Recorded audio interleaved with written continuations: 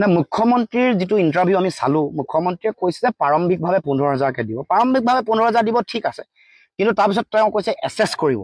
কিন্তু দেখা যায় যেতিয়া এছেছমেণ্ট কৰিবলৈ আহে, এছেছমেণ্ট কৰাৰ পাছত যিটো ৰিপৰ্ট দিয়ে সেইমতে পইচা নিদিয়ে। এইটোতহে মানুহৰ জটিলতা। ঠিক আছে, এছেছ নকৰাকেতো কাৰ ঘৰ ভাগি গৈছে, কাৰ সকলো বস্তু বাহনি নষ্ট হৈছে, সেইটো নজনাকে কাকো ৰেণ্ডমলি চবকে 10 লাখ বা 5 লাখকে দিব নোৱাৰে। এইটো লজিকেল কথা, যুক্তিপূৰ্ণ, এইটো একচেপ্ট কৰিছো। কিন্তু আপোনালোকে যেতিয়া সৰজমিন তদন্ত কৰিব, যোনে যিমান পাব লাগে, কাৰোবাৰ ঘৰ ভাঙি নিশ্চিন্ন হৈ গৈছে, তেওঁকতো উপযুক্ত ক্ষতিপূৰণ দিব লাগিব। তেওঁক যদি 15 লাখ টকা দিব লাগে, 15 লাখে দিব লাগিব। কাৰোবাৰ বিচনা পাতি কাঁহী বাতি সকলো শেষ হৈ গৈছে, তেওঁলোকৰ গোটেই কথা বতৰাবোৰ এছেছ কৰি, কৃষকৰ কৃষিভূমি কিমান নষ্ট হৈছে, ঘৰ বাৰী ৱাল ভাঙিছে, দেৱাল ভাঙিছে, এইবোৰ সকলো এছেছমেণ্ট। ঠিক আছে, মুখ্যমন্ত্ৰীয়ে এছেছমেণ্ট কৰিম বুলি কৈছে, বেয়া পোৱা নাই। কাৰণ সকলোকে সমানে সমান দিলে ক্ষতিগ্ৰস্ত নোহোৱা মানুহো হয়তো পাই যাব পাৰে। এইটোত আমি যুক্তি আছে, আকচেপ্ট কৰি লৈছো। কিন্তু এছেছ হোৱাৰ যাতে 3 দিন বা 4 দিনৰ পিছত 5 দিনৰ ভিতৰতে যাতে পইচাটো পায়, সেইটো কিন্তু নিশ্চিত হ'ব লাগিব। সেইকাৰণে সেইটোৱে আমি দাবী জনাইছো। তাৎক্ষণিকভাৱে নিজৰ ঘৰৰ পৰা পলস অঁতৰাবৰ কাৰণে, বাৰী চফা কৰিবৰ কাৰণে, জেওৰাখন দি ল'বৰ কাৰণে 15,000 দিব, একচেপ্টেবল। কিন্তু যিটো ক্ষয় ক্ষতি হৈছে, ক্ষতিপূৰণ, পুনৰ সংস্থাপন, তাৰ কাৰণে প্ৰয়োজনীয় 10, 15, 20, 25 যি লাখ লাগে দিব লাগিব। সেইটোৱে আমি দাবী উত্থাপন কৰিছো। আমি লাজ দুখ পাইছো এইটোৱে যে আজিলৈকে দেশৰ প্ৰধানমন্ত্ৰীয়ে একো নকলে, কোনো পেকেজ নিদিলে, কোনো ধৰণৰ এগৰাকীও মন্ত্ৰী অসমলৈ নাহিলে। বিহাৰ, উৰিষ্যা, দক্ষিণ ভাৰত বা আনকি জম্মু কাশ্মীৰতো তেওঁলোকে বানপানী হলে পোনপটীয়াকে তেওঁলোকৰ কেন্দ্ৰীয় মন্ত্ৰী যায়। আমাৰ ইয়ালে কেন্দ্ৰীয় মন্ত্ৰী যেতিয়া নিৰ্বাচনৰ সময়ত আহে, অসমৰ মুখ্যমন্ত্ৰীয়ে দীঘলীয়া তালিকাখন দিয়ে আৰু কয় যে বহুতবাৰ প্ৰধানমন্ত্ৰী আহিছে, বহুতবাৰ গৃহমন্ত্ৰী আহিছে, ৰেকৰ্ড কৰি দিছে। এই দুখৰ দিনত কিয় ৰেকৰ্ড কৰিবলৈ অহা নাই? এখন তালিকা দি দিয়ে, প্ৰটকল অফিচাৰ, তাৰমানে পীযুষ হাজৰিকা কাৰ লগত থাকিব, জয়ন্ত মল্ল কাৰ লগত থাকিব, এখন তালিকা আগতীয়াকে প্ৰকাশ হয় তেওঁলোকৰ বিজেপি অফিচৰ পৰা। সভাপতিগৰাকীয়ে এতিয়া বানপানী শিৱসাগৰলৈ আহিব ৰাজনাথ সিং, তেওঁৰ লগত প্ৰটকল অফিচাৰ কোনেটো কিয় দিব পৰা নাই? শিৱসাগৰলৈ অমিত শ্বাহ আহিব, চৰাইদেউলৈ ৰাজনাথ সিং আহিব, যোৰহাটলৈ কোনোবা নাড্ডা আহিব, এইবুলি কিয় ঘোষণা কৰিব পৰা নাই? লগত 2-4জন প্ৰটকল অফিচাৰ দি। তাৰমানে কেৱল মাত্ৰ প্ৰধানমন্ত্ৰীৰ ভাষণতহে এ ফৰ আছাম আৰু উত্তৰ পূৰ্বাঞ্চল অষ্টলক্ষ্মী। আমি যেতিয়া এনেকুৱা ধৰণৰ বিপদ আহিলে আমি আমাৰ কাৰণে যেনেকে আমাৰ সম্পদ দেশৰো সম্পদ, আমাৰ বিপদ আৰু আমাৰ সংকট দেশৰ বিপদ আৰু দেশৰ সংকট নহয়, এই কথাটো প্ৰমাণ হৈছে। शिक्षा से पहले यहाँ जीवन अभी ज्यादा जरूरी है। मैं कुछ घर में घुसा, उल्टियाँ आ रही हैं, वो लोग उस घर में रह रहे हैं वहाँ। कि आप लोग भी मदद करें, अपने अपने स्तर पे सब लोग मदद करें। इस समय असम को सबके मदद की जरूरत है। শিৱসাগৰৰ পাণবাচা অঞ্চলত, এই ভিতৰুৱা অঞ্চলত আহি পাইছে অলকজী, আৰু তেওঁ ইয়াতে সাহায্য প্ৰদান কৰিবলৈ স্থান পাইছে আৰু মোক জনোৱা মতে তেওঁ কিছুদিন ধৰি এই অঞ্চল ঘূৰি আছে। सर बताइए क्या आपका प्लान है, कब कहाँ गए और क्या क्या आप डिस्ट्रीब्यूट कर रहे हैं? हम यहाँ पे लगभग 20,000 किलो के आसपास राशन लेके आए हैं। यहाँ हमारे पीछे 10-12 गाड़ियाँ खड़ी है, गाड़ी भी फंस भी गई थी। और शिवसागर गए थे, बिनिमाई जान जाएंगे, कल भोलवारा जा रहे हैं, वहाँ मेडिकल कैंप लगा रहे हैं। जितने लोगों को हो सकता है, बहुत पानी बहुत भरा है, घर में बीमारियां हैं, तो जितने लोगों को हो सकता है कोशिश कर रहे हैं वहाँ से एक नए घर में या किसी और घर में शिफ्ट करें, उनकी मदद करें। वो बहुत जरूरी है। हम लोग अभी नाव में अंदर गए थे, सबसे प्रभावित हैं बच्चे। आज से स्कूल खुलने वाला था, स्कूल खुलने बच्चे जो भी स्कूल देखेंगे पानी भरा हुआ है। ऐसे तो मुमकिन नहीं है। 9 तारीख से सरकार ने बोला स्कूल खोलना है, वो भी मुमकिन नहीं है। तो स्कूल कहाँ खुलेगा? स्टूडेंट्स के लिए क्या होगा? अभी तो मुझे लग रहा है यहाँ शिक्षा का जो मुद्दा है वो अभी नहीं बात हो सकती। अभी पहले यहाँ जान बचानी चाहिए। ये वक्त ही नहीं कि हम शिक्षा की यहाँ बात कर पाए। अभी तो यहाँ के जो लोगों के हालत है ना, मतलब आप घर में जाओ, मैं कुछ घर में घुसा, उल्टियाँ आ रही हैं, वो लोग उस घर में रह रहे हैं वहाँ। कल हम लोग पूरे दिन शिवसागर में घूमते रहे, वापस जब रात में हम अपने वापस रूम पे पहुंचे लेटने के लिए, वहीं पास में रूम ले रखा था, रात में बुखार आ गया। एक दिन में हमको बुखार आ रहा है, इनका क्या हाल हो रहा होगा? जोक चिपक जा रहा है पैर से, जोक काला वाला होता है वो, और पता भी नहीं चलता है, थोड़ी देर बाद देखा खून निकल रहा है। तो इस तरह के हालातों में लोग रह रहे हैं। मुझे लग रहा है शिक्षा से पहले यहाँ जीवन अभी ज्यादा जरूरी है, और उसके लिए जो कर सकते हैं करना है किसी दूसरे एरिया, दूसरे लोकेशन, ये बता रहे हैं आप। जितने लोगों को हो सकता है उनके घर बसाने की, उनको दूसरी जगह शिफ्ट करने की कोशिश कर रहे हैं। आज सुबह ही अभी एक माता जी थी, उनकी 2 बेटियां थी, और उनको हम लोग अभी शिव सागर में थे वो, तो उनके घर गए थे, बहुत पानी भरा हुआ था, पूरा घर उनका उसमें डूब गया था। उनको ले जाके अभी शिफ्ट किया है दूसरे घर में। इस तरह से लोगों को शिफ्ट भी कर रहे हैं। और एक चीज इन लोगों को जो लोकल्स हैं उनको ने मुझे बताया, जो पानी है वो नदी जो यहाँ से कनेक्टेड है रिवर सिस्टम में, रिवर नेटवर्क में जा नहीं रही है। अगर पानी ऐसे 1 महीना 1.5 महीना रह गया फिर और भी मुसीबतें खड़ी हो सकती है। तो उसके लिए भी कुछ साइंटिफिकली कुछ अगर किया जाए तो पानी कैसे पंप आउट किया जाएगा। बिल्कुल, हमें 2 दिन हुए हैं, इस पे हम वर्क करते हैं, देखते हैं जो भी कंसर्न लोग हैं उनके पास लेके जाते हैं कि साइंटिफिक क्या सोल्यूशन है। क्योंकि मैं कितना भी कर लूँ या हम में से कोई भी कितना भी कर ले, ये प्रॉब्लम ऐसे सॉल्व नहीं होने वाली। पर मुझे लगता है फिर भी आपका भाई माध्यम है, बड़ा चैनल है, न्यूज़ चैनल है, सबसे आपके जितने भी दर्शक हैं उनसे अपील करेंगे कि आप लोग भी मदद करें, अपने अपने स्तर पर सब लोग मदद करें। इस समय असम को सबके मदद की जरूरत है। हर कोई भारतीय जो मेरी बात सुन रहा है, बच्चा बूढ़ा जो भी हमें प्यार करता है, और हमें सपोर्ट ना करें जाके कि हमारा कोर्स खरीद रहे हैं, हमें सपोर्ट नहीं चाहिए। हम अपनी तरफ से सब कुछ कर रहे हैं, आप जितना हो सके, और यहाँ आके अगर हो सके तो करें। यहाँ बहुत मुश्किलें हैं वैसे, यहाँ अगर आके तो अगर हो सकता है तो आप घर से ही कर दें। अभी हम लोग गाड़ियां लेके निकले, 1 घंटा हो गया, हमारी 12 गाड़ियां थी अनाजों के साथ, और बीच में एक गाड़ी पूरी ढह गई क्योंकि वहाँ पानी है, रास्ता नहीं है। हाँ, तो फिर वहाँ से अभी ट्रैक्टर, आप लोग गाड़ी था? हाँ, वो हमारा ही गाड़ी था जो फंसा उसमें से। फिर अभी ट्रैक्टर वापस गया, वो गाड़ी को निकाल के लाया। तो दिक्कतें यहाँ बहुत है, डिफिकल्टीज है। और नाजिरा में अलग एक सीन है, वहाँ पे मात भरा हुआ है। अगर पाँव डालते हो तो यहाँ तक घुस जाता है। जो पानी निकल गया था आज फिर आ गया। जाएंगे वहाँ भी, हम लोग नाजिरा भी जाएंगे, वहाँ भी रिलीफ का। आप भी बहुत अच्छा काम कर रहे हैं, बहुत अच्छा। Thank you sir, thank you. এয়া আছিল ললকজি, বান পীড়িত লোকসকল সাহায্য কৰিবলৈ ইয়াত উপস্থিত হৈছেহি, আৰু নাও তেওঁ এক অঞ্চললৈ যাব, বিভিন্ন অঞ্চললৈ গৈ যিসকল প্ৰভাৱিত লোক তেওঁলোকক সাহায্য প্ৰদান কৰিব। জীৱনত প্ৰথমবাৰ দেখিলোঁ যে বানপানীত বান বিধ্বস্ত লোকক কঠীয়াৰ দান দিবলৈ গৈ বা কঠীয়া সিঁচিবলৈ গৈ আগলৈ কঠীয়া সিঁচি যোৱা। উজনি অসমত বানৰ বিভীষিকা হোৱাৰ লগে লগে আমিও গৈছিলোঁ, প্ৰায় 4 দিনকৈ ধৰি অকলে তাৰমানে অকলে উদ্যোগ লৈ শিৱসাগৰৰ ভিতৰুৱা বহুত জেগাত আৰু আমাৰ যোৰহাটৰো টিয়কৰ ছাইডত 2 এজেগাত আমি তেনেকৈ বান সাহায্য বিতৰণ কৰিবলৈ গৈছিলোঁ, আৰু কথা দিছিলোঁ যে বান সাহায্য কৰা কোনো ধৰণৰ ভিডিঅ' বা ফটো আমি মানুহৰ মাজলৈ আগবঢ়াই নিদিওঁ, আৰু সেইমতে কাম কৰি আছিলোঁ। এতিয়া যি দেখিছোঁ যে মুখ্যমন্ত্ৰীৰ যি সাহায্য পুঁজি, সেই সাহায্য পুঁজিৰ পৰা যি টোপোলা আহিছে, যি ফেমিলি পেক আহিছে, সেই ফেমিলি পেকত লাগি আছে বিজেপিৰ এটা ডাঙৰ ষ্টিকাৰ। আৰু এইবিলাকক দেখি আমি কিছুমান কথা নকৈ নোৱাৰিলোঁ, আৰু যাৰ চকু পৰিব লাগে সেই তাৰ চকু নেপেলাই নোৱাৰিলোঁ। 19 তাৰিখৰ পৰা যোৱা 2-3 দিন আগলৈকে যদি অসমৰ ৰাইজে যদি একেবাৰে উজনি অসমৰ মানুহখিনিক আগুৰি নধৰিলেহেঁতেন, তেন্তে চৰকাৰী সাহায্যত ষ্টিকাৰ লাগি আহি যেতিয়ালৈ ইয়াত উজনি অসম পালেহিহেঁতেন, তেতিয়াহ'লে মানুহ তেতিয়ালৈ মৰি কিন্তু শেষ হৈ গ'লহেঁতেন। জীৱনত প্ৰথমবাৰ দেখিলোঁ যে বানপানীত বান বিধ্বস্ত লোকক কঠীয়াৰ দান দিবলৈ গৈ বা কঠীয়া সিঁচিবলৈ গৈ আগলৈ কঠীয়া সিঁচি যোৱা।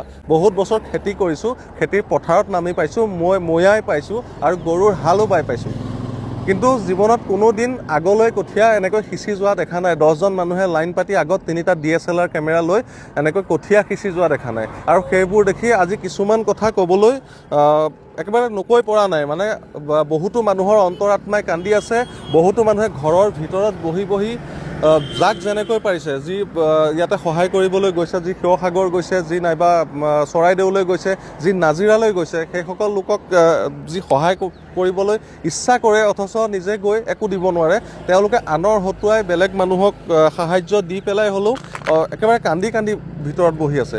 মানুহখিনিয়ে দুখ কৰিছে, মানুহখিনিৰ বেয়া লাগিছে। এতিয়া কিছুমান বস্তু যেতিয়া লাহে লাহে দেখি আহিছোঁ বা দিনকেইটা যেতিয়া পাৰ হৈ গৈছে, এতিয়া এটা কথা সকলোৱে গম পাইছে যে সেই সময়খিনিত 19 তাৰিখৰ পৰা যোৱা 2-3 দিন আগলৈকে যদি অসমৰ ৰাইজে যদি একেবাৰে উজনি অসমৰ মানুহখিনিক আগুৰি নধৰিলেহেঁতেন, তেন্তে চৰকাৰী সাহায্যত ষ্টিকাৰ লাগি আহি যেতিয়ালৈ ইয়াত উজনি অসম পালেহিহেঁতেন, তেতিয়াহ'লে মানুহ তেতিয়ালৈ মৰি কিন্তু শেষ হৈ গ'লহেঁতেন। যেতিয়া কোনোবাই ভাল কৰে আমি সেই কামটোৰ ধুনীয়াকৈ একেবাৰে সকলোবিলাক বৰ্ণনা দি ৰাইজৰ মাজলৈ ভিডিঅ' আকাৰে উলিয়াই দিওঁ, মানুহক কওঁ যে আমুকে আমুক কামটো কৰিছে, সেইটো ভাল কাম কৰিছে, তেনেকৈ উলিয়াই দিওঁ। আৰু ভালটোক যিহেতু ভাল বুলি কওঁ, সেইকাৰণে বেয়াটোক বেয়া বুলি ক'বলৈ অকণো কুণ্ঠাবোধ নকৰোঁ। অখিল গগৈক এটা সময়ত বহুত কিবাকিবি কৈছিলোঁ বা বেয়া তেওঁৰ দেখিছিলোঁ, কিন্তু বৰ্তমান মুহূৰ্তত তেওঁ একেবাৰে সকলোবিলাক বাদ দি যেনেকৈ বানাকান্ত ৰাইজৰ মাজত আছে, সেই কামটো সঁচাকৈ বৰ্তমান শলাগ ল'বলগীয়া। আৰু যিবিলাক শলাগ ল'ব নলগীয়া মানুহ বা যিবিলাকৰ কাণ্ড কাৰখানাবিলাক দেখিলে সমগ্ৰ অসমৰ ৰাইজৰ খং উঠে, তো সেই মানুহবিলাকৰ যিবিলাক কাম, সেই কামবিলাকো ৰাইজৰ আগলৈ উদঙাই দিয়াৰ দায়িত্ব হ'ল আমাৰ। সেইকাৰণে এতিয়া আপোনালোকে দেখিছে যে কঠীয়া পাৰিছে পলসৰ ওপৰত আৰু মানুহে একেলগে 10জন মানুহে পথালিকৈ আগবাঢ়ি গৈ পেলাই তেনেকৈ কঠীয়া সিঁচি গৈ আছে। তাৰমানে আগলৈ কঠীয়া সিঁচি গৈ আছে আৰু পিছৰ পৰা গছকি গৈ আছে। কোনো অসমীয়া মানুহে বা কোনো কৃষকে কিন্তু তেনেকৈ কঠীয়া সিঁচা দেখা নাই। কঠীয়া ৰঙা ফিটা কাটি কঠীয়া সিঁচা জীৱনত প্ৰথমবাৰ দেখিলোঁ, যে কঠীয়া সিঁচিবৰ কাৰণে ৰঙা ফিটা কাটি উদ্বোধন কৰিব লাগে, আগত 3টা DSLR কেমেৰা লৈ যাব লাগে আৰু যেতিয়া বান সাহায্য বিতৰণ কৰে সেই বান সাহায্যৰ ওপৰত সেয়াটো হৈছে মুখ্যমন্ত্ৰী সাহায্য পুঁজিৰ পৰা অহা বস্তু। এজন মুখ্যমন্ত্ৰী কোন দলৰ সেইটো ডাঙৰ কথা নহয়, কাৰণ এই গোটেই বস্তুটো মুখ্যমন্ত্ৰীৰ নামত আছে, কোনোবা দলৰ নামত নাই। সেইকাৰণে এটা নিৰ্দিষ্ট দলৰ নামৰ ষ্টিকাৰ লগাই সেই ষ্টিকাৰ লগাওঁতে আচলতে ইমান দিন হৈ গ'ল সাহায্য পুঁজিৰ পৰা তেনেকৈ সাহায্য আহি পোৱালৈ। নমস্কাৰ। এইকেইটা দিন খুব চৰ্চাত থকা এটা বিষয় যে শ্ৰীমন্ত শংকৰদেৱ সংঘই বদৰুদ্দিন আজমলক কিয় মাতিলে তেওঁলোকৰ সভালৈ। বদৰুদ্দিন আজমলৰ ভৰিত ধৰিবলগীয়া হৈছে নেকি শ্ৰীমন্ত শংকৰদেৱ সংঘই? ইমান শ্ৰীমন্ত শংকৰদেৱ সংঘৰ পুঁজিৰ অভাৱ হ'ল নে যাৰ বাবে বদৰুদ্দিন আজমলক নিমন্ত্ৰণ দিলে? আমাক ক'ব লাগিছিল, আমি দিলোহেঁতেন। এই ধৰণৰ কিছু বিতৰ্ক, তুষ্ট তাচিল্য আমি দেখিছো, মন্তব্য বিভিন্নগৰাকীয়ে কৰিছে।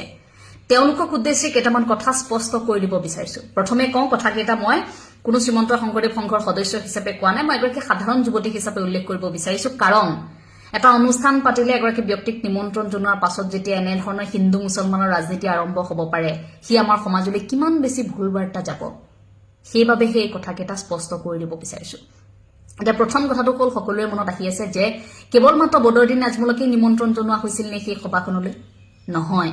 কেন্দ্ৰীয় শিশু আইমাতৃ যুৱ সমাৰোহত শ্ৰীমন্ত শংকৰদেৱ সংঘৰ সেই গোৱালপাৰাত অনুষ্ঠিত হোৱা সভাখনত কেৱল মাত্ৰ বদৰুদ্দিন আজমলক নিমন্ত্ৰণ জনোৱা হোৱা নাছিল। আৰু কাক নিমন্ত্ৰণ জনোৱা হৈছিল? মোৰ লগত কাৰ্যসূচীখন আছে, মই কাৰ্যসূচীখন এই মুহূৰ্তত আপোনালোকক দেখুৱাইছো। চাওক, নামবোৰ পঢ়কচোন, কাক নিমন্ত্ৰণ জনোৱা হৈছিল। মন্ত্ৰী জয়ন্ত মল্ল বৰুৱা, মন্ত্ৰী পীয়ুষ হাজৰিকা, সাংসদ কুইন ওজা, ৰাজনীতিৰ সৈতে জড়িত হৈ থকা বহুকেইগৰাকী ব্যক্তিক এনেধৰণে নিমন্ত্ৰণ দিয়া হৈছিল অনুষ্ঠানটিলৈ। আৰু এইখিনিতে এটা কথা কৈ মই খুব গৌৰৱান্বিত অনুভৱ কৰিম, খুব সুখী যে এই অনুষ্ঠানটিলৈ মোকো এটা গধুৰ দায়িত্ব দি নিমন্ত্ৰণ জনোৱা হৈছিল এগৰাকী আলোচক হিচাপে। কিন্তু খুব দুখৰ বিষয়, দুখিত মই উপস্থিত থাকিব নোৱাৰিলো কিছু ব্যক্তিগত অসুবিধাৰ বাবে। কিন্তু অনুষ্ঠানটিৰ প্ৰতি মোৰ সদায় সহযোগিতা আছিল আৰু থাকিব। বাৰু যি কি নহওক, দ্বিতীয় প্ৰসংগটো হৈছে যে বদৰুদ্দিন আজমলক কিয় নিৰ্বাচন কৰা হ'ল? কিয়? তেওঁ স্থানীয় সাংসদ হিচাপে সেই সাংসদ পদবীটোক সন্মান জনায়। যদি বিধায়কক মাতিব পাৰে, যদি অভিভাৱক মন্ত্ৰীক মাতিব পাৰে, স্থানীয় সাংসদক কিয় মাতিব নোৱাৰে? বিভিন্ন অনুষ্ঠানতো স্থানীয় সাংসদ উপস্থিত থাকে, আমি দেখি আহিছো তেনেকৈ। আৰু স্থানীয় ৰাইজৰ অনুৰোধ মৰ্মে এখন সভা যেতিয়া আয়োজন কৰা হয়, বিভিন্ন অনুষ্ঠান আয়োজন কৰা হয়, তাৰ পূৰ্বে কেইবাখনো সভা হয়, আদৰণি সমিতিয়ে তাত আলোচনা কৰে যে কোন থাকিব নিৰ্দিষ্ট বক্তা, কোন থাকিব বিশেষ অতিথি, কোন থাকিব বিশিষ্ট অতিথি, এইসমূহ আলোচক কোন থাকিব, এইসমূহ সিদ্ধান্ত সভাত লোৱা হয়। এজন দুজন ব্যক্তিৰ এয়া সিদ্ধান্ত নহয়। এতিয়া মই তৃতীয়টো কথা উল্লেখ কৰিব বিচাৰিছো যে একাংশই বোলে এই কথাখিনিত বদৰুদ্দিন আজমল উপস্থিত থকাৰ বাবে কিছু ৰহস্যৰ গুণ পাইছে। সেয়া কি জানে? মুছলমান, হিন্দু মুছলমানৰ ৰাজনীতি। বদৰুদ্দিন আজমল মুছলমান হোৱাৰ বাবে তেওঁলোকে অকণমান অস্বস্তিত পৰিছে। কোনসকল পৰিছে? গুড়া হিন্দুত্ববাদী একাংশ নেতাই বদৰুদ্দিন আজমল তাত উপস্থিত হোৱাটো একেবাৰে হজম কৰিব পৰা নাই। কিয়? বদৰুদ্দিন আজমল মুছলমান হোৱাৰ বাবে।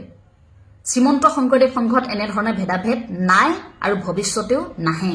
কাৰণ জগতগুৰু শ্ৰীমন্ত শংকৰদেৱ গুৰুজনে আমাক জাতি, ধৰ্ম, বৰ্ণ, ভাষা নিৰ্বিশেষে এক হবলৈ শিকাইছিল।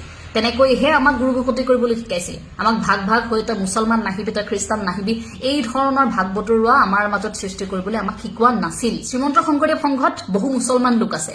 এটা উদাহৰণ মই দিওঁ, এই যিটো অনুষ্ঠানত বদৰুদ্দিন আজমল উপস্থিত আছিল, সেই অনুষ্ঠানটোতে প্ৰতিযোগিতা যিহেতু আয়োজন হৈছিল আইসকলৰ মাজত, যুৱকসকলৰ মাজত, শিশুসকলৰ মাজত, তাত আইসকলৰ মাজত অনুষ্ঠিত হোৱা বৰগীত প্ৰতিযোগিতাত স্থান দখল কৰিবলৈ সক্ষম হৈছে এগৰাকী মুছলমান আই। যদি সাম্প্ৰদায়িক বিষবাস্প বিয়পোৱা কিবা মন্তব্য বদৰুদ্দিন আজমলে সেইদিনা তাত কৰিলেহেঁতেন, তেতিয়া শ্ৰীমন্ত শংকৰদেৱ সংঘই সেই সভাখনত তেতিয়াই তেওঁক তৎমুহূৰ্তত সেই ঠাইত ব্যৱস্থা গ্ৰহণ কৰিলেহেঁতেন। কোন সময়ত কেনেকৈ কাৰ কেনেধৰণৰ পৰিকল্পনাৰে প্ৰৰোচনাত পৰি কোনে ক'ত কি সাম্প্ৰদায়িক মন্তব্য কৰে, কোনে কাৰ পিঠিত উঠি ৰাজপাত খায়, নিৰ্বাচনৰ প্ৰাক মুহূৰ্তত সাম্প্ৰদায়িক বিষবাস্প কোনে বিয়পায়, সেইবোৰ সকলোৱে জানে।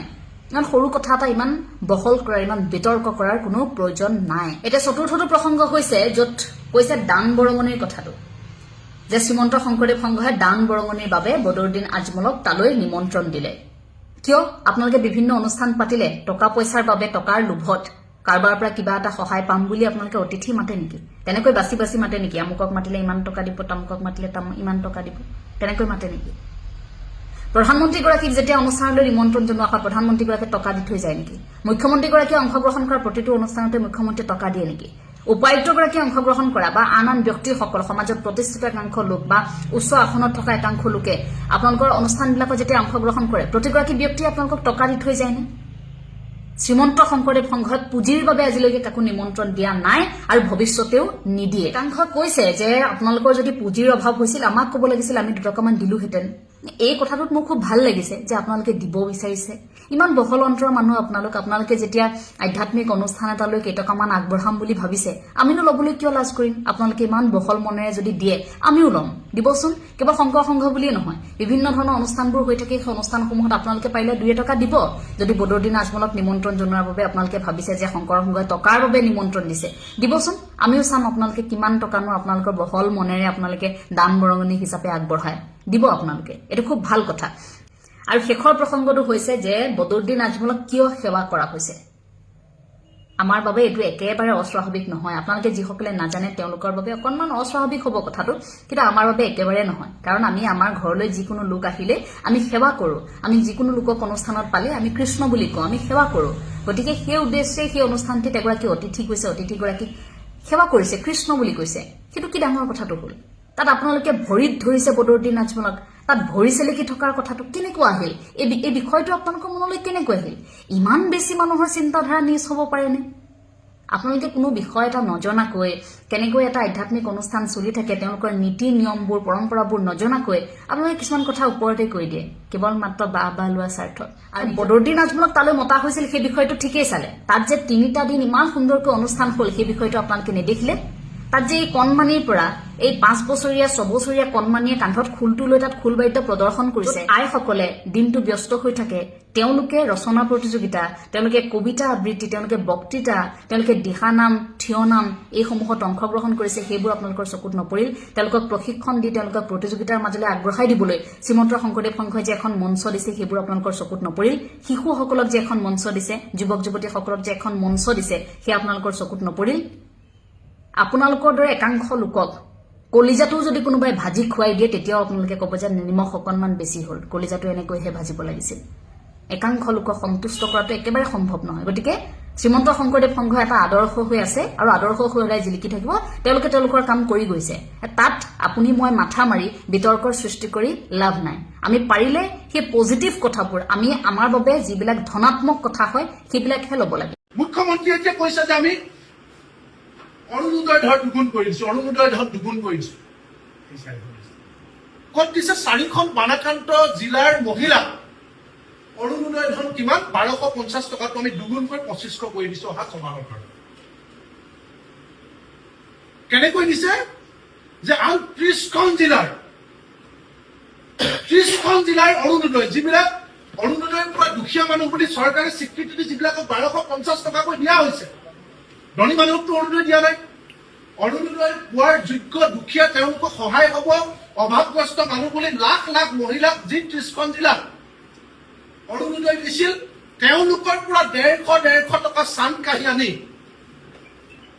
এতিয়া 4খন বানাক্ৰান্ত জিলাৰ মহিলাক অৰুণোদয় পৰিমাণ বঢ়াই দিছো বুলি চৰকাৰে বাহবা লৈছে এমাহৰ বাবে ক্ষমা কৰিব এমাহৰ বাবে এইটোক আমি কৈছো মাখিৰ মূৰৰ ঘিউ কহা চৰকাৰে 4খন বানাক্ৰান্ত জিলাত অৰুণোদয় দুগুণ কৰি দিয়াৰ নামত মাখিৰ মূৰৰ ঘিউ কাঢ়ি এই কাৰবাৰ কৰিছে এয়া কোনো মুখ্যমন্ত্ৰীয়ে কৈ থকাৰ নিচিনাকৈ শক্তিশালী টনকিয়াল বিত্তীয় ব্যৱস্থাৰে টনকিয়াল এখন ৰাজ্যৰ কাৰবাৰ নহয় ইয়াত দেউলীয়া লাওলোৱা আৰু মাখিৰ মূৰৰ ঘিউ কাঢ়ি বানাক্ৰান্তক লৈ দিয়া এটা দেউলীয়া চৰকাৰৰ এটা ৰূপ কিয় নিদিয়ে মন্ত্ৰী বিধায়কবিলাক এই মন্ত্ৰী বিধায়ক হোৱাৰ আগতে তেওঁলোকৰ সম্পত্তি কিমান আছিল আৰু এতিয়া মন্ত্ৰী বিধায়ক হোৱাৰ পিছত তেওঁলোকৰ সম্পত্তিৰ পৰিমাণ কিমান বাঢ়িল এই লাখ লাখ কোটি কোটি টকাৰ সম্পত্তি গোটোৱা মন্ত্ৰী বিধায়কৰ পৰা টকা আনি কিয় অৰুণোদয় বঢ়াই দিয়ে 2 নম্বৰী পথাৰে ৰাইজৰ ধন খোৱা মন্ত্ৰী বিধায়কবিলাকে যে অন্তত ফ্লেট মাটি খেতি মাটি কিনিছে তেওঁলোকৰ পৰা টকা আনি কিয় অৰুণোদয় বঢ়াই নিদিয়ে চৰকাৰে নিজৰ টকাৰে কিয় নিদিয়ে কিয় 30খন জিলাৰ মহিলাৰ পৰা কাটি আনি চান কাঢ়ি আনি অৰুণোদয় বঢ়াই দিছে, তাৰপিছত তেওঁ বাবা লৈছে বোলে আমি অৰুণোদয় বঢ়াই দিছো। সেই বদৰুদ্দিন নাজমত উজনি অসমৰ মানুহৰ মনত সোমাই গ'ল। আপুনি গম পায় নে নাপায়? সোমাই গ'ল। আৰু এতিয়াও এক চাম ধুৰন্ধৰ মানুহে হিন্দু মুছলিমৰ ৰাজনীতি কৰিব ওলাইছে, কৰি আছে। তেওঁলোকে ফেচবুকত লিখে। আজি কিছুমান মানুহ আছে ইমান ফাল্টু হয়, ইহঁত গধূলি কোৱাৰ্টাৰটো কিনিবলৈ তেওঁলোকে মাথা মাৰি থাকে, ক'ত পাওঁ পইচাটো, আৰু সেইবিলাকে ফেচবুকত হিন্দু মুছলিমৰ কথা লিখে। আছে তেনেকুৱা সাংবাদিক ৰূপী বা যোনেই নহওক, গধূলি বা মাথা মাৰি থাকে, আজি গধূলি পানীটো ক'ৰ পৰা খাব পাওঁ, কাৰ মূৰত মাৰো কোপটো। কিন্তু তেওঁলোকে নিজকে ফেচবুকত হিন্দু মুছলিম, আজি লাজ নাপায়। USTM মেঘালয়ৰ পানীয়ে গুৱাহাটীক ডুবোৱা বুলি ক'লে USTMৰ বৃহৎ এটা দল গৈছে, তাতে কাম কৰি আছে, আৰু এজনে 1 কোটি নে 2 কোটি টকা দিছে। কিয় দিব নোৱাৰে? আপোনালোকে দিয়ক। জয়ন্ত মল্লবৰে দিব নোৱাৰে নেকি? তেওঁতো আজি অজস্ৰ সম্পত্তি, চবফালে সম্পত্তিয়ে সম্পত্তি, কিয় নিদিয়ে? আপোনালোকে 2 লাখ টকীয়া ঘড়ী পিন্ধি পেলাই, আচলতে এই বস্তুবিলাক আমি ভোটাৰসকলক মই কৈছো, আপোনালোকে আচলতে চেণ্ট্ৰেলি কামবিলাক চেণ্ট্ৰেলি কৰিব লাগে। আপোনালোকে আঁচনি দিওঁতেতো আমাক সোধা নাই, আঁচনি দিম নেকি, ইলেকশ্যনৰ আগত আঁচনি দিওঁতেতো আমাক সোধা নাছিলে, আজি কিয় সুধিছে বান সাহায্য লাগে? এই যে NGO উঠি অহা চাপ, যিখিনি মানুহ তাতে লাগি আছে দিনে ৰাতি, তেওঁলোক যদি নহলে হয় নহয়, চৰকাৰৰ আচল ৰূপ ওলালে হয়। নিশ্চয় 1 টকাও নাই। কেন্দ্ৰীয় চৰকাৰে ক'ৰ পৰা পইচা দিব? কেন্দ্ৰীয় চৰকাৰে MP কিনোতে পইচা খৰচ কৰি আছে। তেওঁলোকে MP বিলাক কিনিব লাগিব নহয়, তাতে MP কিনোতে পইচা আধা গৈ আছে। কিন্তু যিখিনি পইচা আপোনালোকে মাৰে, আপোনালোকৰ পত্নীৰ নামত, আংগু পৰিয়ালৰ নামত যিবিলাক পইচা মাৰে, তাৰ পৰাতো অলপমান দিয়ক। মাৰা পইচাখিনিৰ পৰা অলপমান দিয়ক। সিন্ডিকেট চলি আছে অসমত, সিন্ডিকেটৰ পৰা অলপমান পইচা দিয়ক। কালি অসমৰ মুখ্যমন্ত্ৰীয়ে আমাৰ 3খন জিলা চৰাইদেউ, শিৱসাগৰ আৰু যোৰহাট জিলাৰ বানপীড়িত মানুহৰ কাৰণে 2টা ঘোষণা কৰিছে যে 6 মাহৰ কাৰণে যি তেওঁলোকৰ লোন আছে, যাৰ লোন আছে, লোন মানে আপোনাৰ ধাৰ আছে, ঋণ, সেই ঋণ 6 মাহৰ কাৰণে মৰেটেৰিয়াম দিব। অৰ্থাৎ 6 মাহ মানুহে কোনেও ধাৰবিলাক ঘূৰাব নালাগে, 6 মাহৰ পাছত পুনৰ ধাৰবিলাক ঘূৰাব লাগিব। মই প্ৰথমতে এই দাবী আমি ৰাইজৰ দলৰ তৰফৰ পৰা উত্থাপন কৰিছিলোঁ, আৰু সেইকাৰণে মই অসমৰ মুখ্যমন্ত্ৰীয়ে আমাৰ এই দাবীটো মানি লোৱাৰ কাৰণে মই অসমৰ মুখ্যমন্ত্ৰীক ধন্যবাদ জ্ঞাপন কৰিছোঁ। দ্বিতীয়তে মই অসমৰ মুখ্যমন্ত্ৰীক অনুৰোধ জনাইছিলোঁ যে ৰাজহুৱা অনুষ্ঠানবিলাক, স্কুল, নামঘৰ, মন্দিৰ, মছজিদ, গীৰ্জা, এইবিলাকৰ কাৰণে সকলোৰে কাৰণে চৰকাৰে ক্ষতিপূৰণ দিব লাগে। কিন্তু কালি অকল অসমৰ মুখ্যমন্ত্ৰীয়ে এটা ভাল ঘোষণা দিলে যে যিবিলাক নামঘৰ ক্ষতি হৈছে, নামঘৰবিলাকৰ কাৰণে 1.5 লাখকৈ টকা তেওঁলোকে দিব, চৰকাৰে দিব, 1.5 লাখকৈ টকা দিম বুলি কৈছে। এতিয়া মোৰ দাবীটো হ'ল যে অকল নামঘৰক নহয়, নামঘৰক 1.5 লাখ টকা দিয়াৰ লগতে নামঘৰৰ লগতে আমাৰ মন্দিৰবিলাককো এই ক্ষতিপূৰণটো দিয়া হওক। কাৰণ বহুত শিৱ মন্দিৰ আছে, বহুত খ্ৰীষ্টান ধৰ্মৰ মানুহ আছে, গীৰ্জাঘৰ আছে, গতিকে গীৰ্জাঘৰকো দিয়া হওক। আৰু লগতে বহুত মুছলমান মানুহ আছে, মছজিদ আছে, গতিকে মছজিদকো দিয়াৰ ব্যৱস্থা গ্ৰহণ কৰা হওক, হয়নে? ধৰ্মীয় প্ৰতিষ্ঠান আটাইকে দিয়া হওক, হয়নে নহয়? কিন্তু তাতকৈ ডাঙৰ কথা, ধৰ্মীয় প্ৰতিষ্ঠানবিলাকক দিয়াৰ লগে লগে যিমান স্কুল ক্ষতিগ্ৰস্ত হৈছে, প্ৰত্যেকখন LP স্কুলক 5 লাখ টকাকৈ, প্ৰত্যেকখন LP স্কুলক 5 লাখ টকাকৈ, আৰু প্ৰত্যেকখন হাইস্কুলক 10 লাখ টকাকৈ মেৰামতি কৰিবৰ কাৰণে, ক্ষতিপূৰণ দিবৰ কাৰণে মই দাবী উত্থাপন কৰিলোঁ। লাগে নে নালাগে? লাগে, হয়নে নহয়? তো চব শেষ হৈ গৈছে। গতিকে স্কুল আৰু হাইস্কুলবিলাক বনাবৰ কাৰণে পইচাটো লাগে। আনহাতে অসমৰ মুখ্যমন্ত্ৰীয়ে কৈছে যে ক্ষুদ্ৰ ব্যৱসায়ীবিলাকৰ কাৰণে তেওঁ নতুনকৈ আৰু 10,000 টকাকৈ লোন ল'বলৈ, বেংকৰ পৰা লোন ল'বলৈ সহায় কৰি দিব। আমাক লোন নালাগে আৰু, হয়নে নহয়? এতিয়া লোন ল'লে মৰিমহে আৰু। তো গতিকে মই দাবী উত্থাপন কৰিছোঁ যে অসমৰ প্ৰত্যেকটো পৰিয়ালক যাৰ ঘৰৰ ভিতৰত বানপানী সোমালে, তেওঁলোকক সকলোকে 10 লাখকৈ টকা দিয়াৰ ব্যৱস্থা কৰক, হয়নে নহয়? আৰু ইয়াত নেপালী খুঁটিৰ নিচিনা যিবিলাকত একেবাৰে শেষ কৰি পেলালে, য'ত আৰু খেতি একদম মানুহ আহি বহি নোৱাৰে আৰু ঘৰ বনাব নোৱাৰে, তাত 10 লাখ টকা প্লাছ মাটি দিয়াৰ ব্যৱস্থা কৰক, হয়নে নহয়? গতিকে মই প্ৰত্যেকটো পৰিয়ালক 10 লাখ টকাকৈ ক্ষতিপূৰণ দিবলৈ মই দাবী উত্থাপন কৰিলোঁ। তাৰপাছত মই মুখ্যমন্ত্ৰীক এইটো কথাও জনাওঁ, অলপ ৰৈ দিয়ক, মই মুখ্যমন্ত্ৰীক এই কথাও জনাওঁ যে যদি একেলগতে 10 লাখ টকাকৈ ইয়াৰ পৰিয়ালবিলাকক ক্ষতিপূৰণ দিবৰ কাৰণে তেওঁৰ সামৰ্থ্য নাই, যদি চৰকাৰৰ টকা নাই, তেতিয়াহ'লে অন্ততঃ প্ৰথমতে 2 লাখ টকা এটা দি লওক আৰু তাৰ এমাহৰ ভিতৰত আন 8 লাখ টকা দিয়াৰ ব্যৱস্থা কৰক। একেলগতে হ'লে ভাল, কিন্তু যদি চৰকাৰৰ পইচা নাই, এতিয়া ঘৰলৈ যোৱাৰ লগে লগে এতিয়া মানুহবিলাকক লগে লগে এসপ্তাহৰ ভিতৰত 2 লাখ টকা দিয়াৰ ব্যৱস্থা প্ৰথমতে কৰিব লাগে, একাউণ্টত ভৰাই দিব লাগে, যাতে ঘৰটো বনোৱাৰ কাম ষ্টাৰ্ট কৰি দিব পাৰে, হয়নে নহয়? আৰু বাকী 8 লাখ টকাটো কেইদিনমানৰ পাছত লাগিলে দিয়ক। তৃতীয়তে মই দাবী উত্থাপন কৰোঁ যে চবৰ গাঁওবিলাকত খোৱা পানী নাইকিয়া হৈ গ'ল।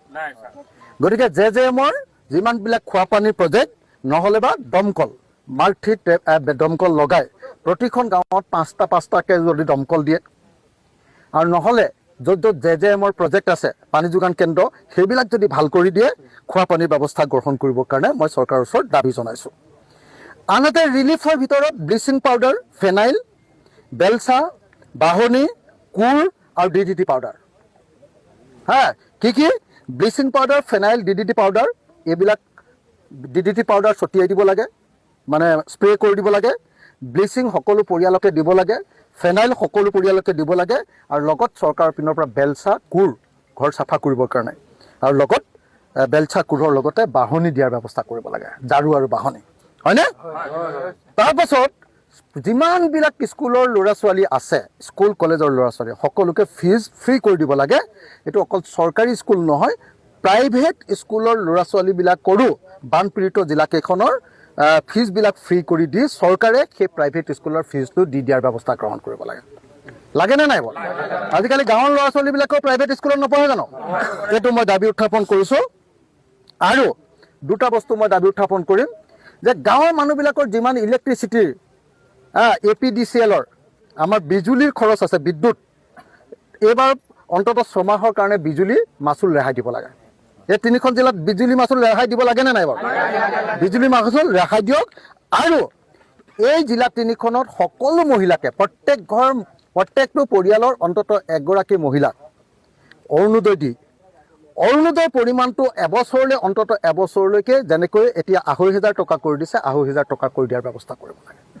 আৰু এতিয়া 100টা পৰিয়ালৰ ভিতৰত 50 জনীহে আছে অৰুণোদয়, চবৰে আছে জানো? নাই, চবকে দিয়াৰ ব্যৱস্থা গ্ৰহণ কৰি দিব লাগে। লাগেনে? লাগে। মই এইকেইটা দাবী উত্থাপন কৰিলোঁ।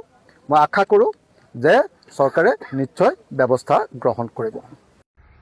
নমস্কাৰ। যোৱা 2 দিন মই বিভিন্ন শিবিৰলৈ গৈছোঁ, মানুহখিনিৰ লগত লগ পাইছোঁ।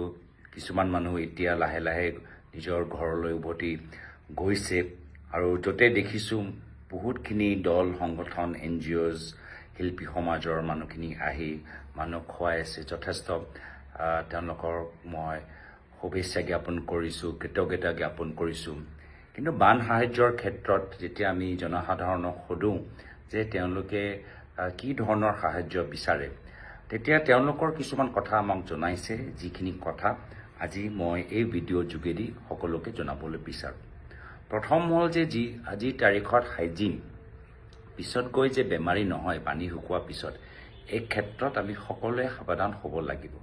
আৰু যদি আমি এই সময়ত কিছুমান ৰিলিফ মেটেৰিয়েল দিওঁ য'ত মানুহক বেমাৰীৰ পৰা বচাব পাৰে, তো মই ভাবোঁ মানুহবোৰ যথেষ্ট কৃতজ্ঞ হ'ব। তো এই ক্ষেত্ৰত আমাক কি দিব লাগে?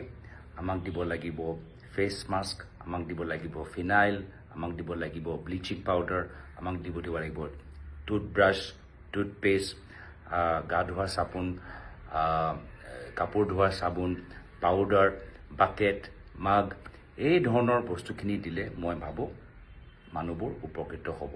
যিখিনি আপোনালোকে যোগাৰ কৰিছে সেইখিনি ভাল, তাৰ উপৰিও যদি এই ধৰণৰ বস্তুখিনি যদি যোগাৰ কৰিব পাৰে, মই ভাবোঁ বহুতখিনি মানুহ উপকৃত হ'ব। আৰু দ্বিতীয় এটা বেলেগ ধৰণৰ কেটেগৰী আছে। এতিয়াও যদি মানুহবোৰ শিবিৰত আছে বা ৰাস্তাত আছে, জানেই যে বহুত তেওঁলোকৰ অসুবিধা আছে। এই ক্ষেত্ৰত মই ভাবোঁ যদি আপোনালোকে তেওঁলোকৰ শুবলৈ বাবে যদি এটা মেট এটা যোগাৰ কৰি দিয়ে, যদি আপোনালোকে তিৰপাল যোগাৰ কৰি দিয়ে, যদি আপোনালোকে টৰ্চ এটা যোগাৰ কৰি দিয়ে, যদি আপোনালোকে ৰছী এটা যোগাৰ কৰি দিয়ে, আৰু এই ধৰণৰ বস্তুখিনি মানুহখিনি যিসকল বাহিৰত আছে, ৰাস্তাৰ ওপৰত আছে, তেওঁলোকক কিছু সকাহ দিব। মই সকলোকে আহ্বান জনাইছোঁ যে আপোনালোকৰ সহায় যথেষ্ট গুৰুত্বপূৰ্ণ আৰু এই বানপানী লৈ আমি বহুতখিনি দীৰ্ঘদিনৰ চিন্তা কৰাটো উচিত কিন্তু আজিও বহুতখিনি মানুহক সহায় লাগে আৰু সকলোৱে যে আগন্তুক দিনত সহায় কৰি যায় আমাৰ দলৰ মানুহখিনিও কৰি গৈ আছে ৰাইজ ওলাই আহিছে আৰু আমি সকলোৱে আগবাঢ়ি যাওঁ এইখিনিয়ে কথা ক'বলৈ আজি এখন চমু ভিডিঅ' বনাইছোঁ নমস্কাৰ ধন্যবাদ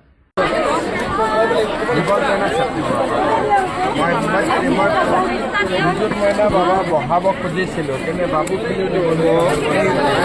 এইটো সময়টো চেল্ফি গতিকে 6 তাৰিখে ফৰ্ম দিব হা নিযুত মইনা